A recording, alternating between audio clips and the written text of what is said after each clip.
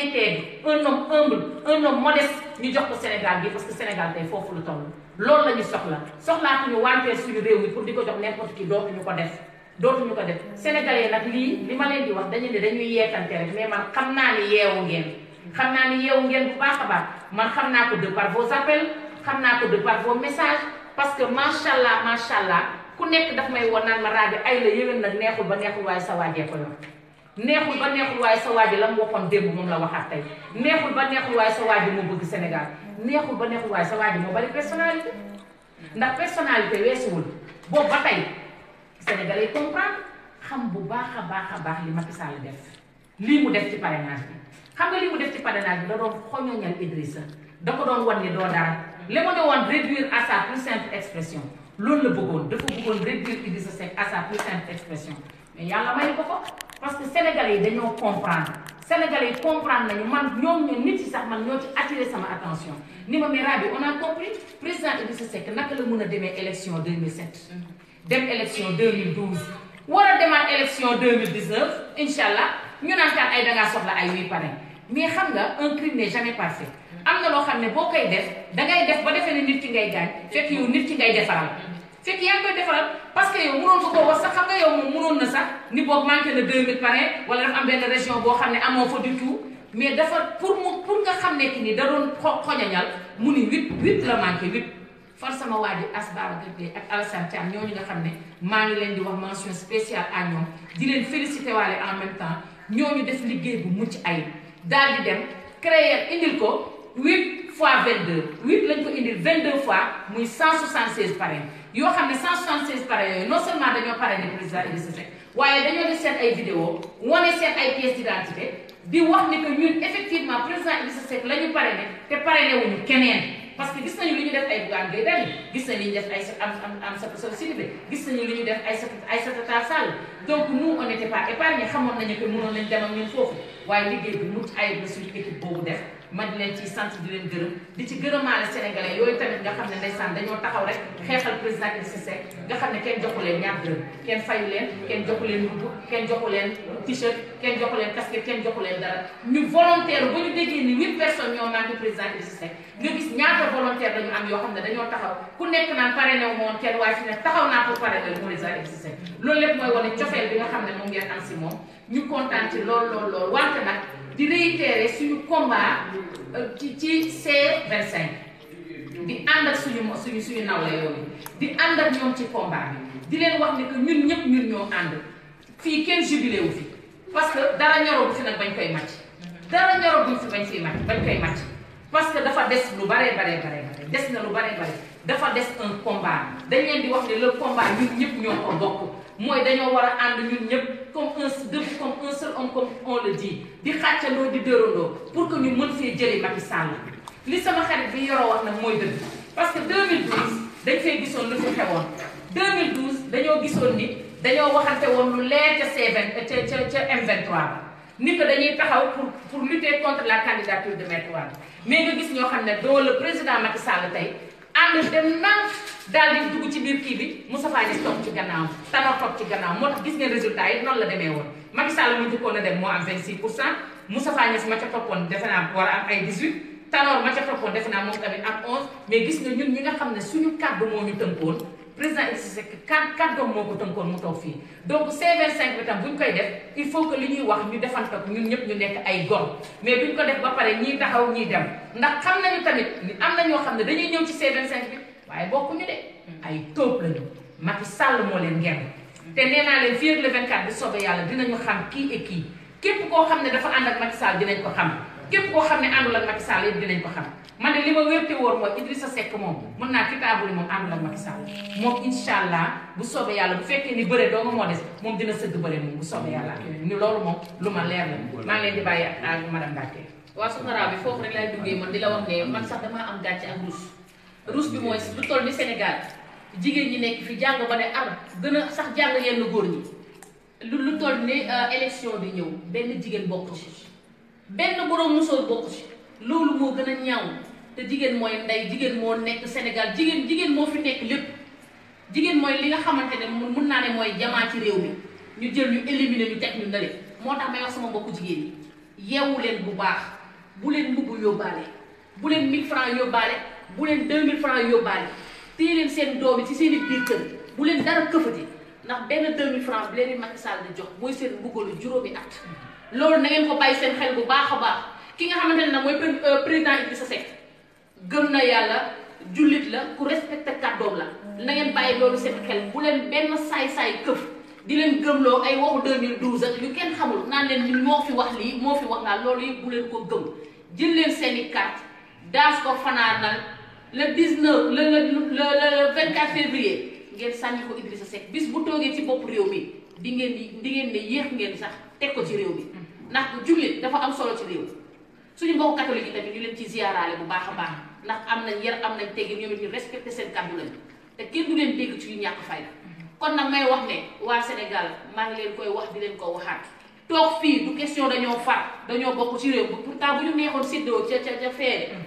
bu ñu neexoon dem ca président Macky Sall fa mu nekk séddoo la fa nekk ñu dagg ci gâteau bi lekk ba suur mais xooluñu loolu yéen a ñu ñor waa Sénégal xëppiwaat leen seen bët ngeen xool bu baax fi ngeen teg seen tànk may sant di gërëm waa Italie waa Turquie sonn nañ Macky Sall suñu doomu réew mi sonn nañ xoolal Maroc ah xale yi ñaata yoon la ñuy jël gaal gi di ko jàll di suux ci biir gi di seen ndey ak seen bàyyi di leen ñàkk te waxoo si dara yaa ngi toog fi nga toog di yëg si avion yi di wàcc yaag sa njaboot lijjanti woo njabootu waa Sénégal kon waa Sénégal yeewu leen bu leen dara këfaat bu leen dara nax maa ngi ñu jàll ba ci kanam. waaw salaamaaleykum bon fi nga xamante ne foofu la sama sœur daanele rek xam naa foofu laay duggee parce que li am solo mooy fi ñu toll nii wax dëgg yàlla ñu xool naka la ñuy def ba ñu ànd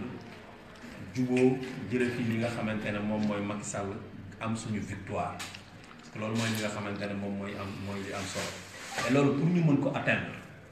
déjà il faut que ñu ànd loolu moom c'est sûr il faut que déjà ñu ànd mais ensuite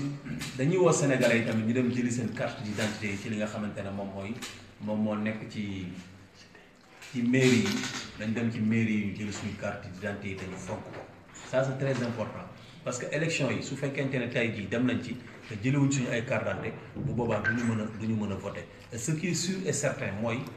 waa APR comme ni nga xamante ne Aly Ngouille Ndiaye noonu la ko waxee woon képp koo xamante ne far nga ak Macky Sall dina fexe ba nga am sa carte d'identité dina fexe ba nga jot ci dina fexe ba nga dem voter ci kon ñun ñi nga xamante ne faruñu ak moom te lijjanti wuñu nag jéemul diib lijjanti loolu ñun nañu jug ñu lijjanti suñu bopp ci fulla ak ci fayda parce que nag nit lépp loo xamante ne ñor na ko daf cee war a taxaw daf cee war a xeex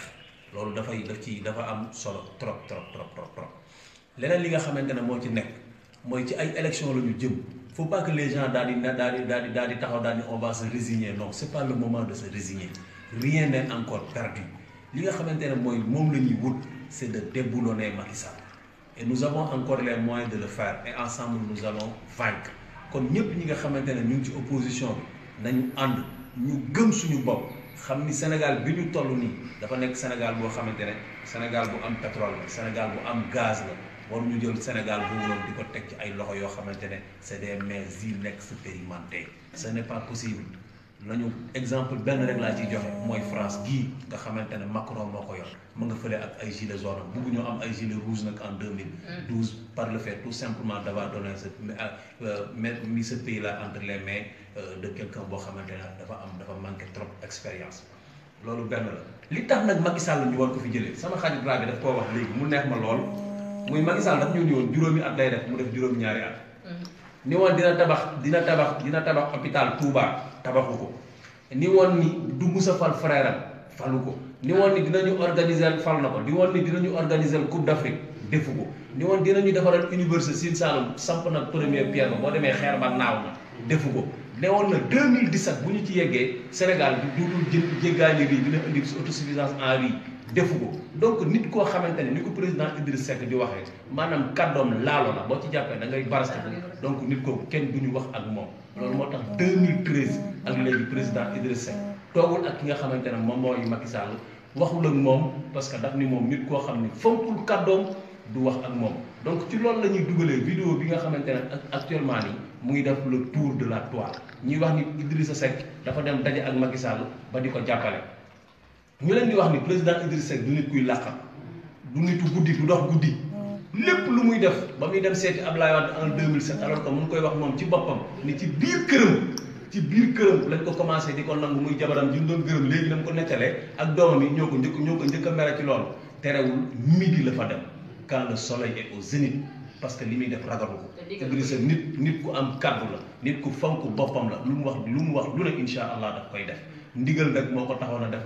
loolu moo tax bu ñu xëyee tey jii gis benn vidéo bu ñu dugal ci YouTube bi muy daw ci toile bi ñu naan Idrissa Seck dem na fekki na ki nga xamante ne moom mooy Macky Sall ànd na ak ñoom ay rey sax daf ñoo jàpp waaye nag li ñuy wax rek maanaam werante xuuxaan moom tekki tubay moo tax wax dëgg yàlla ñu bëggoon ngeen seetaan li nga xamante ne moom mooy vidéo bi nii ñu leen di woon vidéo bi kañ la woon ñu tegal leen vidéo original bi moo nekk nii donc vidéo original bi moo nekk nii ma bëgg yéen ñëpp ngeen seetaan ko ngeen xam ni lii 2012 la woon vidéo bii nii 2012 la woon après l' élection présidentielle bi ñu gagné Benno Bokk Yaakaar président Macky Sall tout fraîchement élu moom ngeen gis ni invité président Idriss Seck fii sax du palais de la République te ku xool vidéo bi gis nga sànq ki ko doon présenté xaaral ma arrière pour nga jóg nga xool bu baax nga xam ni ki ko doon présenté ngay nekkatul sax TFM muy ki nga xamante ne yéen ñëpp di ngeen ko xamee bu baax a baax dama bëgg rek mu leer waaw kii Khalifa Diakhaté la TFM moo nekk nii kii Mame Fatou Ndoye la moom mu ngi TFM ba léegi mais Khalifa Diakhaté bi nga xamante ne mooy mu ngi nii léegi mu ngi i rajo bi nga xamante ne i média foofu la nekk léegi donc pour vous dire que donc c'est une vidéo boo xamante ne qui date de 2012 donc montage lañu def pour jéem a sosal ki nga xamante ne moom mooy président Idriss Seck pour jéem a yàq dara donc dama leen di bàyyi ngeen seetaan ngeen déglu ngeen xam contexte dañoo dagg vidéo kon dañ ko dagg non dañu dagg vidéo dañu dagg partie bi dañ ko dagg effectivement partie bi nga xamante ne moom la ñu donc ñoom fii lañ commencé vidéo bi mais loolu après dina ñëw dama bëgg ngeen xool vidéo original bi man li ma bëgg quoi mooy ngeen xool vidéo original bi ba ngeen comprendre yéen que lii mooy vidéo bi yëpp ma andi leen après vidéo bi nga xamante ne Talla Sylla XY gone googu nekk Touba te nga xamante ne dégg nañ ko ci audio muy wax ni moom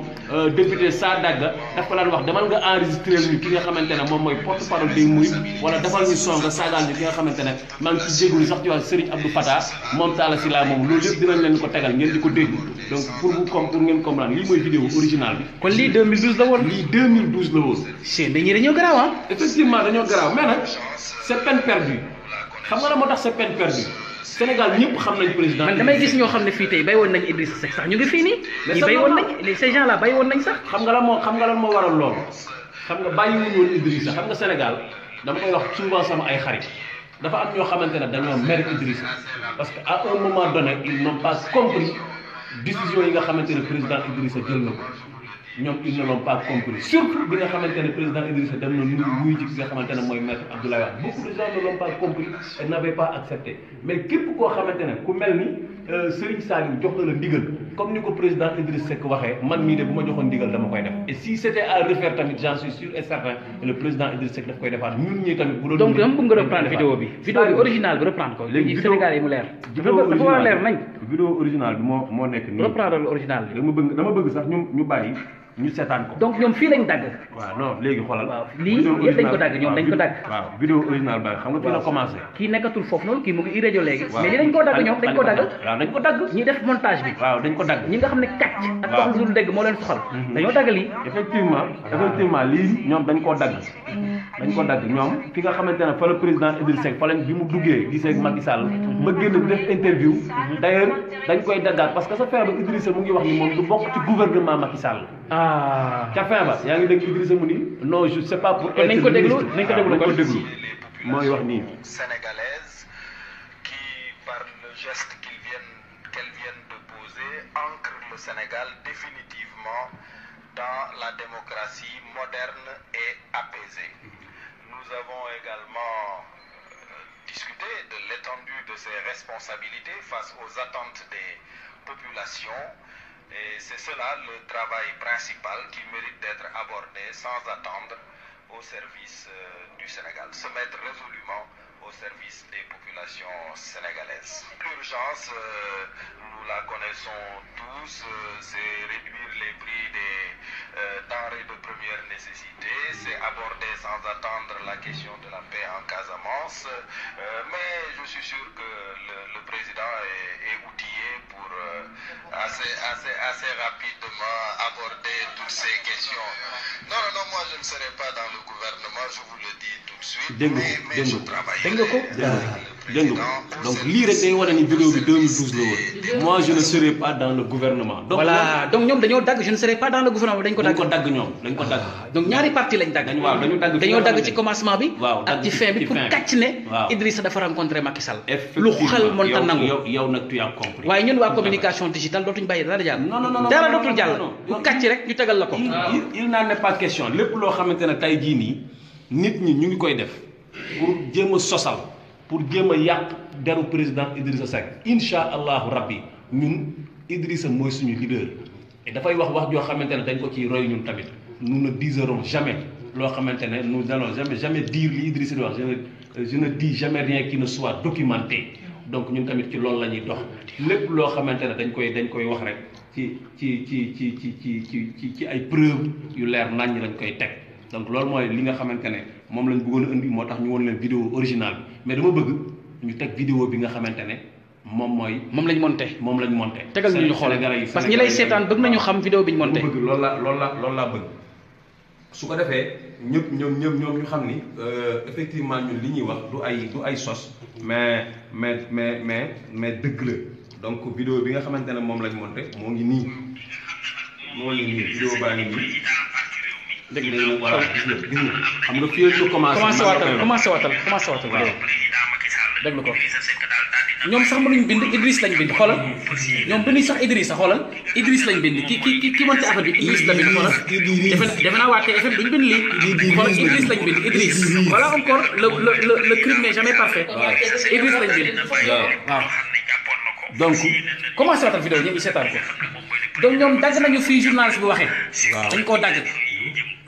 waaye ñii waruñu yor sax Sénégal lii dafa garaaw xoolal te xoolee rek ki nga xam ne moom mooy le président Macky Sall Idrissa Seck daal dina bàyyi lépp loo xam ne jàppoon na ko fas yéene na ñëw nag ànd ak ki nga xam ne moom mooy le président Macky Sall pour jàppale ko surtout nag ci élection yi jëm lu kenn musul yaakaar nag mi ngi ji kon ñu déglu président moom mu waxoon ko boppam ci gémmiñam waaw ki nga ndam dégg ko defal sant population Sénégal yi nga xam ni léegi tax nañu àddina bi kenn weranteetul population Sénégal population bu mat la démocratie Sénégal démocratie bu sax la te sax na ci jàmm leneen li ñu waxtaane mooy li jëm ci réew mi rek ni ñu ko yàgg a waxee responsabilité yi ñuy xaar responsabilité yu rëy la nit ñi am nañu yaakaar ju yaatu ci lu jëm ci jàmmi Casamance ci wàññi ci wutal liggéey xale yi ci tegaat réew mi ci yoon ci njub ci wàññi yàq gi ak pasare gi du ma nekk ci gouvernement bu dee gouvernement mooy ministre ak yooyu voilà bii sax fi dégg nga ko de ñoom sax mooy li ngay wax le crime n'est jamais parfait n'est-ce pas donc loolu mooy li nga gis nga Idrissa mu naan du ma nekk ci gouvernement donc lii mooy wane li ñu leen doon wax ni lañ vidéo bi 2012 la woon non seulement def nañ faute ci tur bi mais waa ji ko def turam a ngi nii moom tam yaa ngi koy gis nii muy Talla Sylla XY di wax dëgg yàlla benn gone goo xamante ne du sax référence nag mu nga fële ca Touba di militer APR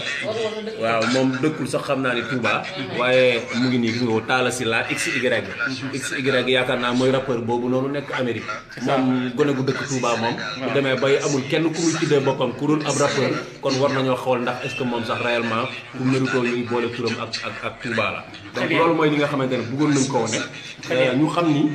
lii la duñ ko bàyyi nii on va porter plainte devant le procureur parce que dafa am loo xamante ne moom laa leen di wax fi ñu toll nii duutuñu nangooti yenn yi on va porter plainte ana plainte ana ngeen bind plainte ci nga xamante ne moom mooy le procureur lii mooy plainte bi waaw de la République excellent très bien nee nañu leen la à partir d'aujourd'hui duutuñu permettre kenn muy toog fu ko neex rek def lu la neex rek teg ko ci deru président Idrissa mu n'allons plus accepter ça loolu moom jeex na abaana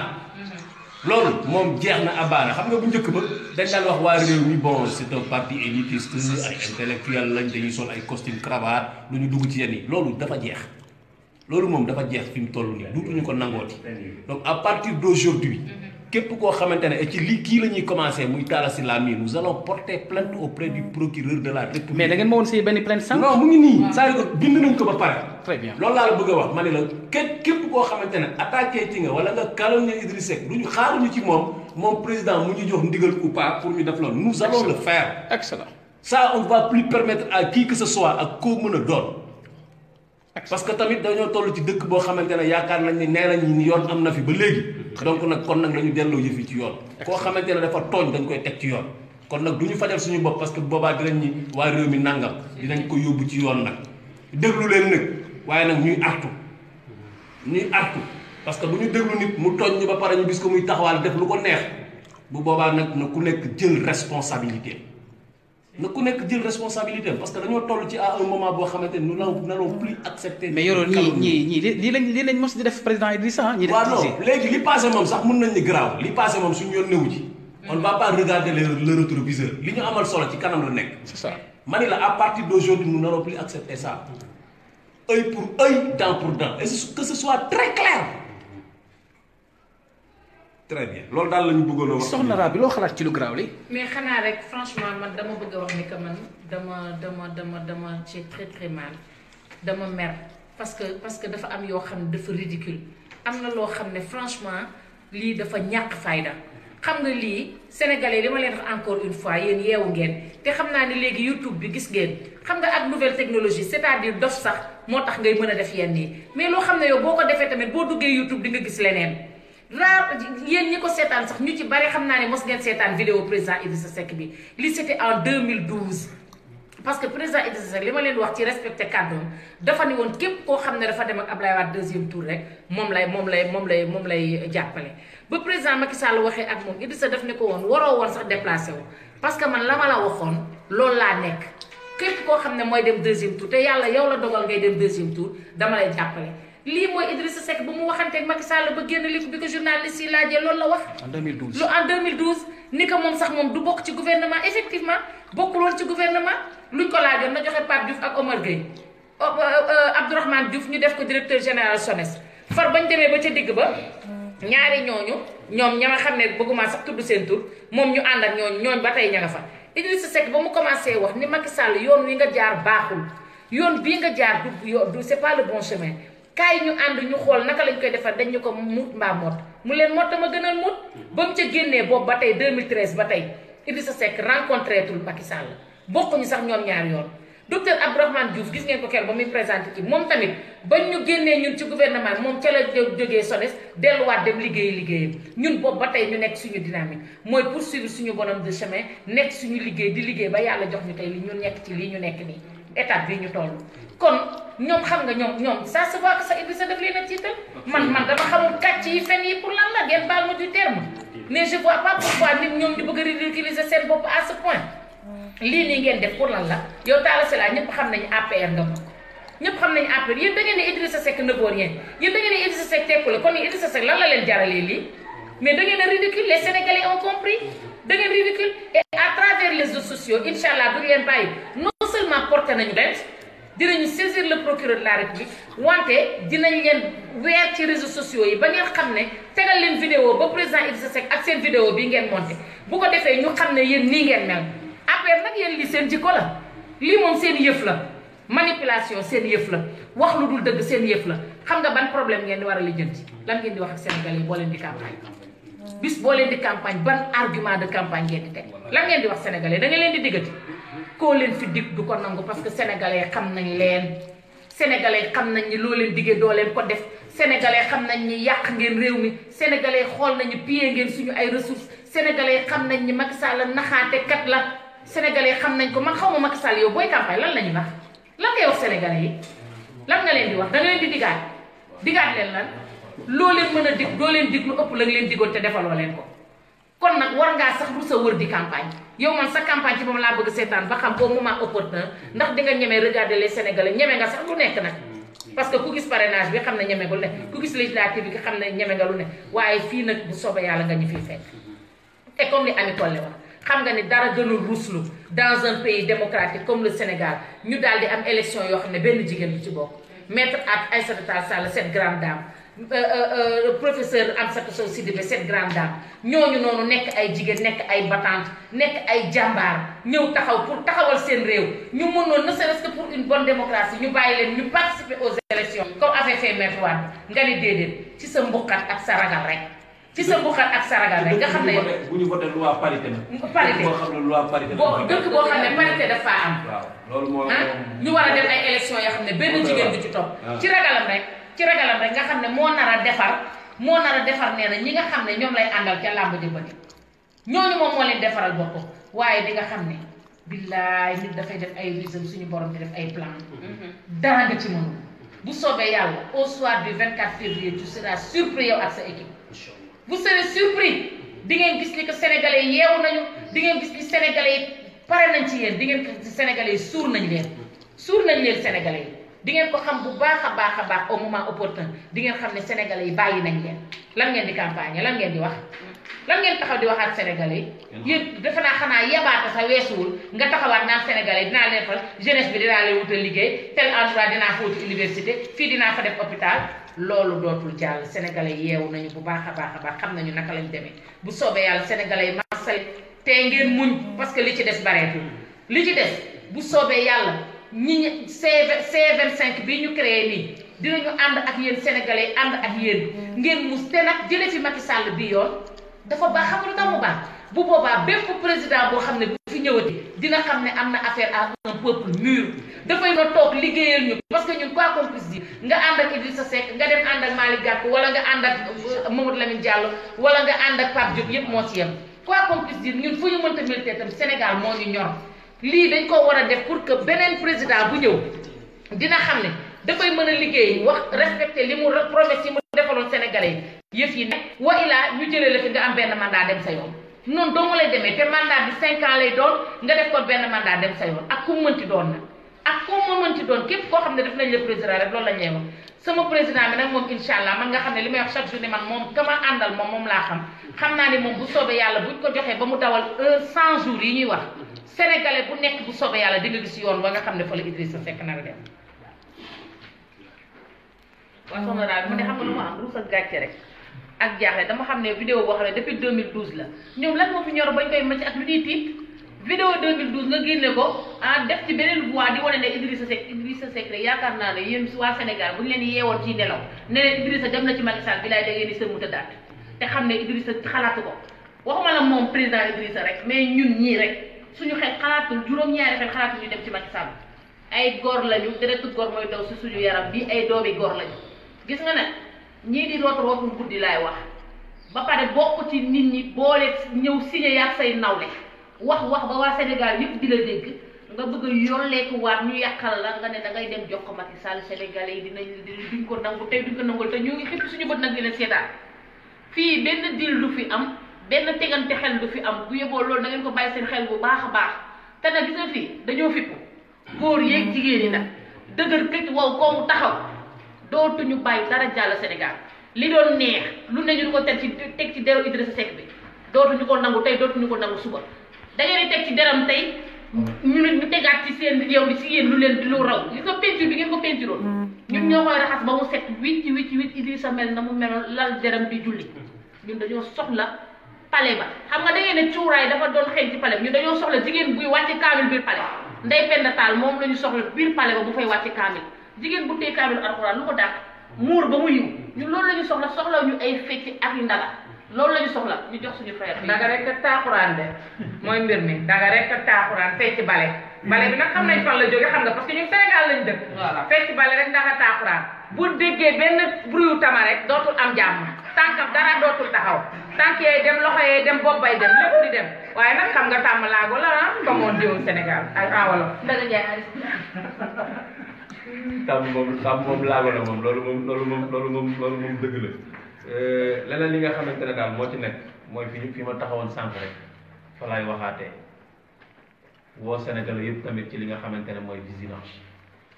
Opposition bi c'est vrai C25 bi am na solo mais ñu fàttali tamit pause bi nga xamante ne maître Mame Adama Gueye mu ngi koy woote pour ñu am des élections yoo xamante ne transparent ay élections yoo xamante ne ci dëgg lay teg opposition bi yëpp mën a boole seen doole pour que ñu mën a nekk ci li nga xamante ne moom mooy bureau de vote yëpp que ñu soit représenté. Le réew mi n'a pas ces problèmes là nous avons am nañu une équipe boo xamante ne permettre na ñu mën def maillage ci li nga xamante ne maa ngi dégg sànq as di ko wax sur le territoire national ak li nga xamante ne moom mooy dans la diaspora mais problème bi mooy ce que nous voulons faire mooy li nga xamante ne moom la maître Mame Adama Gueye di woote muy pause dañ ci ànd ak moom kon li ñu bëgg mooy ñun Sénégalais yëpp ñun opposition bi yëpp ñu ñëw jàpp ci liggéey boobu nga xamante ne moom mooy permettre suba élection yi ñu mën a toog ci bureau de vote yi suba ba ngoon ci li nga xamante ne moom mooy kóolute mais ci li nga xamante ne moom mooy fulla ak fayda nga xamante ne kenn du fa def loo xamante ne jaaduwul parce que ak lu mën a am nag nañu gëm ni élection yi ci biir bureau de vote yi lay amee ça se passera dans les bureaux de vote donc nañu fexe ba ñu am ay nit yu responsable ay nit yu concerné yoo xamante ne dañuy toog ci bureau de vote yi fexe ba lépp loo xamante ne mooy dëgg di yoon ñu dem jëliwaat seen ay carte d'identité wax dëgg yàlla carte d'identité yi nag bari na ci mairie yi donc nañu dem jëli seen carte d'identité yi képp koo xamante ne yaa ngi ak sa récépissé demal nga bul tayal bul sonn bul damm chaque jour boo xëyee demal ca mairie ba nga dem xool sa carte d'identité bu fa nekkee ñu jox la ko nga xool fi nga xamante ne fa nga war a voté nga jël sa carte d'identité boobu denc jour élection yi nga sañse lu rafet teel a dem voté ji ndax tax nit lépp loo xamante ne fulla la ci moom ñor na ko daf cee war a farlu dem ci jàpp ci voté ñuy woo ñëpp nag ñu voté ki nga xamante ne mooy borom kàddu gi ki nga xamante ne lu mu wax def ko insha allah ki nga xamante ne am na expérience ci état ki nga xamante ne am na rigueur ki nga xamante ne am na li nga xamante ne moom la compétence bi ki nga xamante ne tey jii bu ñu xoolee waa Sénégal xoolee nañ comme li ñuy xasee suñu maam yi wala suñu mag yi ba Mamadou Dia raw ñu waruñoo xoolee tey jii ba ki nga xamante ne moom mooy président Idrissa Seck di ñu raw bu ñu xoolee ba nga xamante ne Cheikh Anta Diop le professeur Cheikh Anta Diop raw nañu kon tey jii bu ñu xoolee ba ki nga xamante ne mooy président Idrissa Seck bi nga xamante ne c' est l' incarnation vraiment de Mamadou Dia c' est l' incarnation du scientifique bi nga xamante ne moom mooy le professeur Cheikh Anta Diop donc loolu tamit moom la Idrissa di incarné kon nañu voté ki nga xamante ne moom mooy le président Idrissa Seck mu teg ci dëkk bi li nga xamante ne moom la ko Sénégalais yi wax dëgg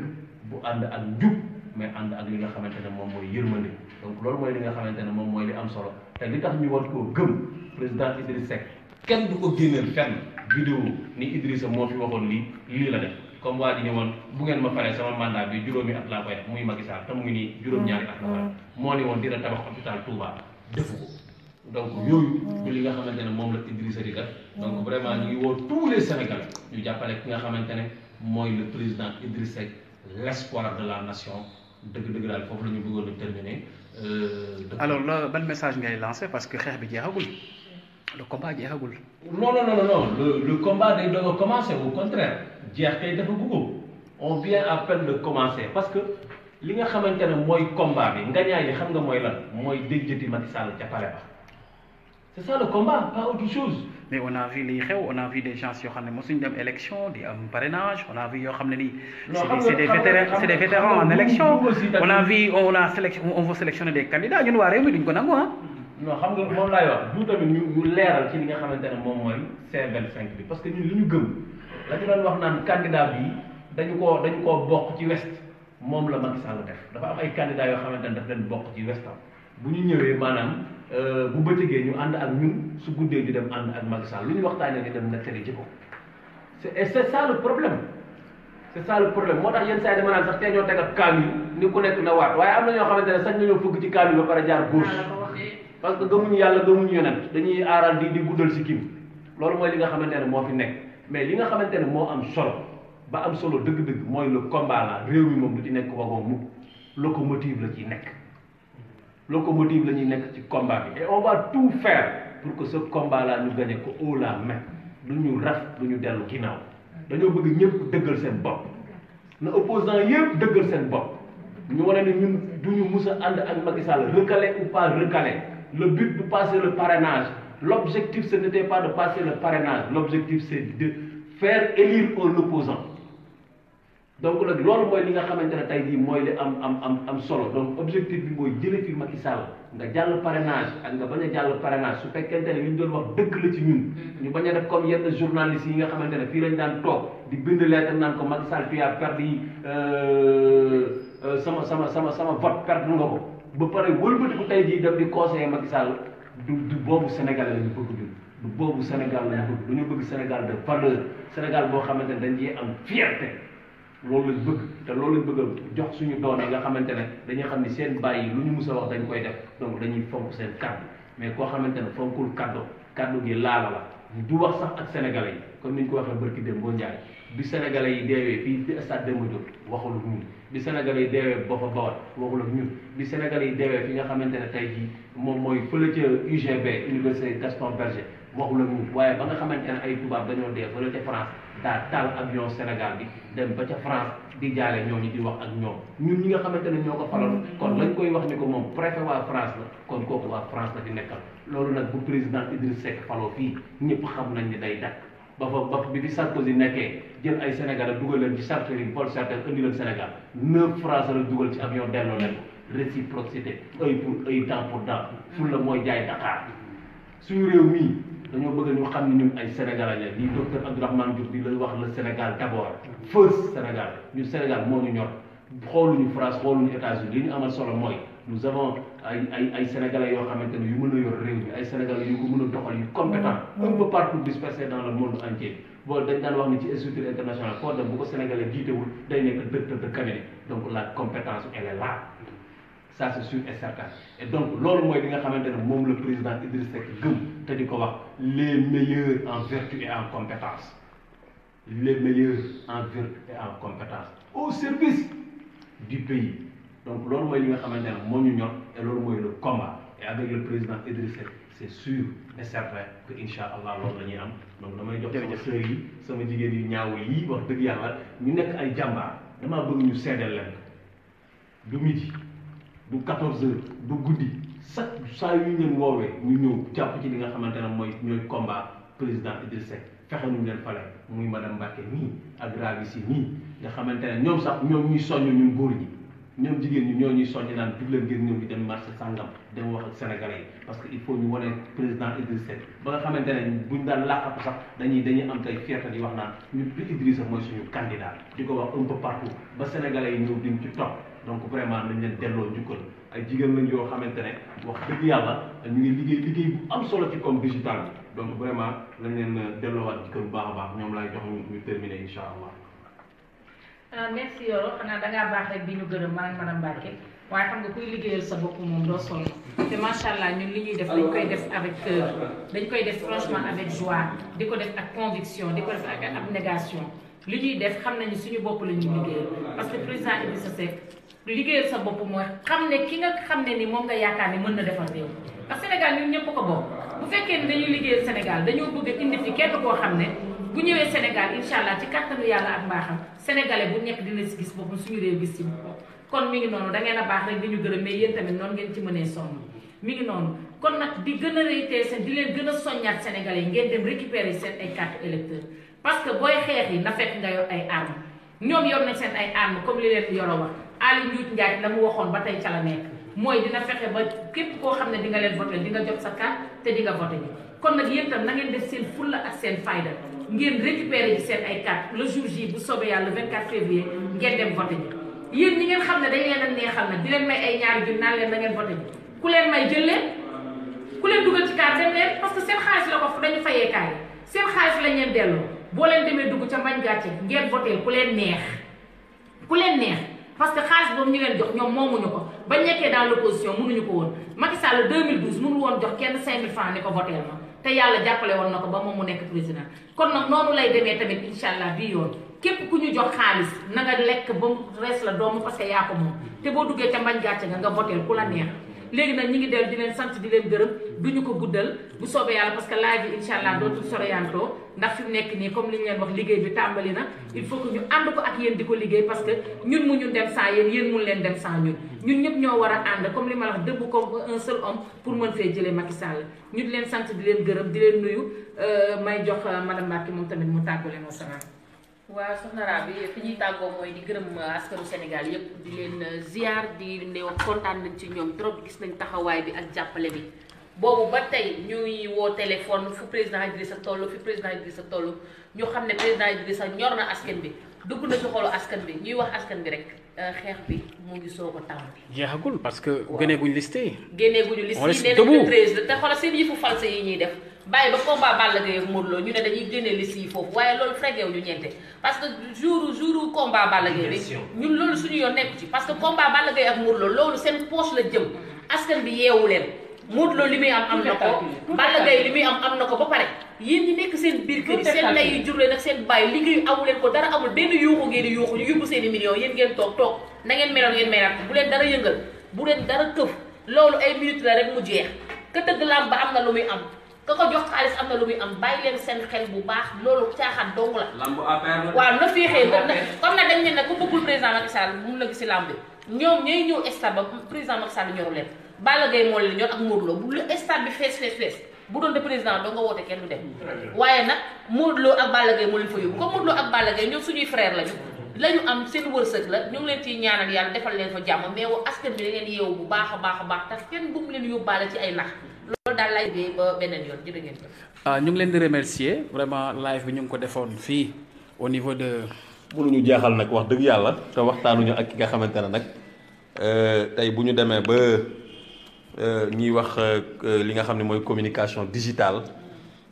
mooy docteur Babacar Mar mi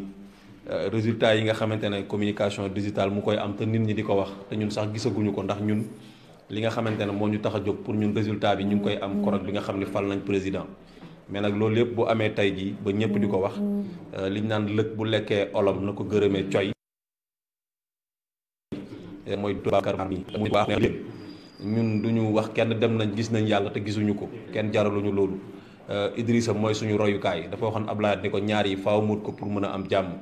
muy dinaa fexe ba am dépense dinaa fexe ba am xam-xam ñun Idrissa mooy suñu royukaay ak ku mën a doon tamit noonu la ñuy defee ak moom duñu booyu kenn Idrissa la ñu àndal ku ànd ak moom jàpp ko ku ko bàyyi ñu bala ak koo mën a doon donc li ñuy wax nii nag dafa nekk dëgg yow yaa ko liggéey donc won ñu yoon wi ba pare jàpp ci du sa alal du ko fekkee nelawatuloo des fois sax je me dis est-ce que Babacar il a une vie de famille mais quand même lu mel noonu vraiment bu ñu ñëwee fii faaw ñu ñëw laaj la yow tamit say impression par rapport ak tey jii la ñu tëjee ko li nga xam ne mooy laaj mais man awma benn impression kese la maa ngi leen di remercier jox nga ma occasion pour ma remercier ñëpp ñi nga xam ne ñu ngi jàpp ci communication digitale di ko defar le frère lay wax le président Idrissa Seck nga xam ne ci xol lañ ko teg dañ ko bëgg suñu xol parce que dañu xam njëriñ bi mu mën a amal Sénégal te askan day toll foo xam ne nii da ngay xool ki gën a taxaw pour mën a jëmale askan bi ci kanam ngeen jàppale ko président Idrissa damay def benn rappel bu ndaw rek sama dajeeg moom ba ma ko njëkkee gis mooy ba mu en 2000 deuxième tour ba muy am ma gis ko muy indi résultat yi ñëpp di tàcc ko di ko indil maître Abdoulaye Wade je le rappelle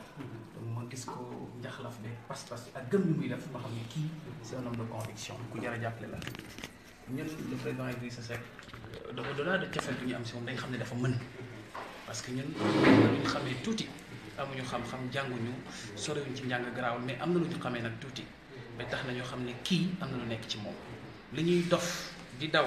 amatuñu vie de famille def yëpp dafa luñ ko Idrissa de Sénégal lañ koy defal parce que saa yu Idrissa jëlee Sénégal rek Sénégal na dem ci kanam incha allah loolu xam nañ ko Idrissa dañ ko gëm suñuy xol yi parce que tout simplement moom moo mën a sauver Sénégal ñun xam nañu loolu en fait li may wax rek mooy liggéey bi commencé wul sax xaajagul bay commencé te dama koy rappeler suñu bakkan lañ ci teg nañ joxe seen liste le 13 nañ ko def le 14 nañ ko def le 15 nañ ko def heure bu leen neex on restera toujours debout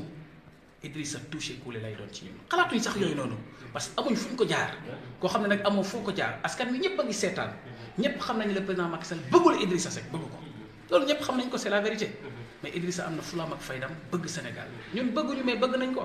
mais bëgguñu traité nañu d'autoritaire traité nañu lay ils ont comploté contre nous def nañ lu nekk mais liñ bëgg a wax mooy on reste debout rien n'est encore gagné et au-delà de Idrissa li dépassé Idrissa mooy la nation sénégalaise bi nga xam ne aujourd'hui cette nation-là se déchire de fil en fil cette nation-là amatul dara loo xam ne am na ko ci lu muy jafandu ci royukaay tey bu ñu demee ba démocratie kenn xamatul lan lay niru nga xam ne l'heure est grave. Aujourd'hui les candidats frères sœurs ñi nga xam ne dañ leen éliminer de la course ci ñooñu la ñuy taxaw seen wet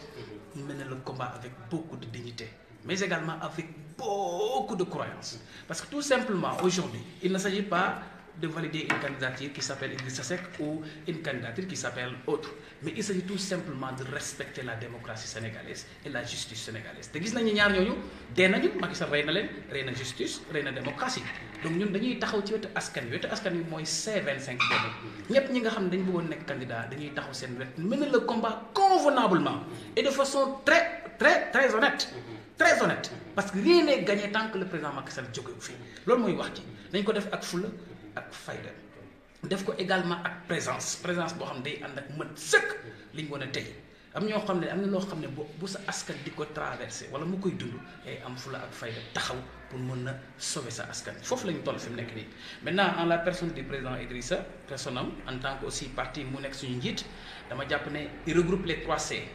Les 3C mooy constance am na ko ñëpp xam nañ ko n'est-ce pas am na constance ba ñëpp di ko waxtaane ñëpp di ko wax naan mais Idrissa c'est quelqu'un boo xam ne dafa am constance c'est quelqu'un boo xam ne il est debout c'est quelqu'un boo xam ne et cetera donc loolu nekk loo xam ne kenn werantetu ko c'est un homme constant les faits sont là la mu waxoon depuis des années boo ko tijjee da ngay foog ne tey la ko wax man damay yéemu sax quoi nekkul li ma farde ñoom ay noonam sax xam nañ loolu te boo seetloo cette propagande malsaine bi ñuy def ci kawam yépp ay sos rek kese la calomnie mensonge conspiration ak sos kese lañ mën ci moom donc am na constance bu wër kën lu mu wax rek def ko lu mu def c'est la vérité ci moom dëgg la ci moom beneen C bi aussi c'est un homme boo xam ne nii il est converti en tout maanaam moom dafa wéjjali boppam ak lépp ba nga xamante ne àdduna dafa def ba am na loo xam ne yëngalu ko gëm na yàlla dama mos a dégg mu naan vraiment man station présidentielle nekkul lu ma tiital wala lu ma jaaxal parce que bu jotee rek suñu borom def ko dawuma njëkkantewuma gaawantewuma li may wut dama xam ne mën naa ko je suis prêt pour le job te dafa am ñuy wax président dafa yàkkamti ku yàkkamti 2012 bu arbitre ne prix da ngay daw doo des fii ndax ay signature dañuy wax ne président it sa boppam rek ma ne ku xam ne sa bopp rek moo la doy élection législative doy nga ne jiital naa diw mu nekk chef de parti nga nekk chef de parti nga jiital ko mujjee topp si kanam xam nga Idrissa il a des qualités fortes yoo xam ne nañuy taxaw pour seetlu ko ñuy ànd ak moom nañuy taxaw pour seetlu ko boo ànd ak Idrissa da nga war a taxaw di seetlu ay jëfam c'est un homme de qualité c'est un homme boo xam ne ni il a beaucoup de qualité et au-delà de tout nag gars yi nee nañ duñ déglu Idrissa parce que boo ko dégloo mu convaincre la parce que am na xam-xam mais kon lan moo desati man damay laaj nit ñi lan moo des donc président Idrissa il a tout am na lépp nit nag mënta matal lépp duñ wax ne moom mooy yàlla duñ wax ne moom mooy malaaka wala mooy kii déedéet dañ ne li nga xam ne soxla nañ ko fii ci suuf laa ci suuf wala li nga xam ne soxla nañ ci pour nekk président fale pale mat na ko loolu lañ wax on n'est pas fanatique nag je crois que c'est clair on n'est pas fanatique on n'est pas truc et cetera mais dañ ne mat na ko donc ñun waa communication digitale dañoo pare pour gunge le frère le président Idrissa ci combat bi nga xam ne da ko war a gagner pour sauver les Sénégalais defuñ ko uniquement pour suñu bopp defuñ ko pour suñu njaboot defuñ ko pour dara dañ koy def parce que tout simplement le Sénégal nous a tout donné le système nous a tout donné man le système moo tax ma jàng le système moo tax tey ma am njaboot ba mu leen yor le système moo tax ngeen toog fi tey le système moo ñu yar man duma bokk ci ñuy xas système mukk parce que Senghor kat def na loo xam ne moom la mën Abdou Diouf def na li mën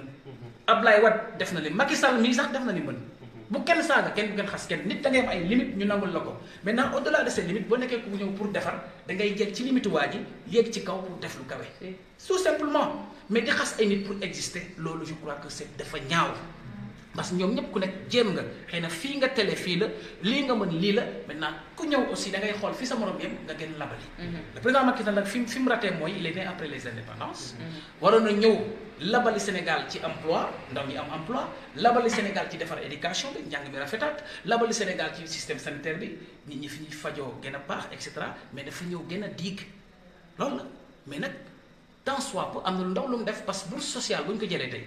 bourse sociale def na fa loo xam ne tey ñi ko am duñ ne déet lii bon na waaye nañ ko amee moo ñaaw damay xool ki gën a ndóol ñun bu ñu ñëwee duñ def loolu dañuy ñëw accompagne nit ñi ci ay salaire familial jox leen ko jox famille yi salaire familial ménage ñu liggéey seen doom yi mën a tekki parce que boo bokkee ci famille bu ndóol boobu ñu lay jox à chaque fois cette somme là da ngay stagner c'est un filet stagnant benn place rek ngeen di yem mu nekk assistant yéen doo leen évoluer dem fenn alors que bu Idrissa ñooy joxe ay salaires familiaux ci biir kër yi mais kër yi dañuy naat xale yi fay jàngee seen jàng naat ñu mën a tekki ëllëg ba jëlee seen famille sax ci loolu ñu jox salaire familial bi keneen parce que loolu mooy succès bi succès moom mooy ren jox naa ko kii déwén jox naa ko kale parce que ñi ma ko jox ren affaire bi tax na ñu évoluer ba am leneen donc keneen war na ko mën a am duñ ko teg nag ci condition boo xam ne mooy l'extrême pauvreté duñ ko ci teg mukk dañ koy teg rek ci tànn Sénégal yi jox leen ko parce que dañ ko mais en 3 minutes rek nga wax ñu seen numéro téléphone bu bees boobu 1 3 15 45 la xaw voilà xam nga la vision du président Idrissa Seck mu travaillé ko ak cadre yi travaillé ko ak waa parti bi au passage ñu ngi remercier les cadres du parti parce que man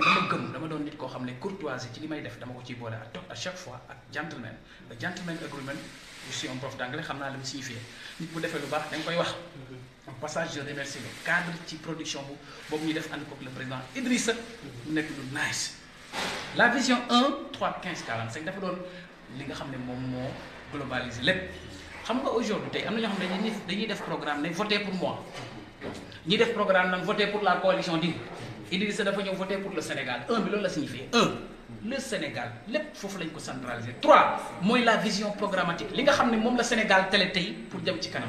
mooy gouvernance moom mooy économie moom mooy sécurité mu ne man su ma ñëwee ñett yooyu su ma ko defaree rek yem bu ñu defaree gouvernance ba justice aw yoon ba kenn dootul def corruption ba kenn dootul jël sa rek dugal ko fenn te mënul dara ba et cetera ñu am une excellente gouvernance la fay jàll économie bu njëkkee ne c'est plus une économie extravertie ba nga xam ne Dupont dañ koy teg ci kaw jël Demba teg ci suuf loolu bu amatul c'est bon sécurité nit ñi boo ñu amee jàmm am sécurité kenn dootu leen agression yi mais jeex na maintenant les 15 points mooy un Sénégal moderne un Sénégal fier un Sénégal endogène un Sénégal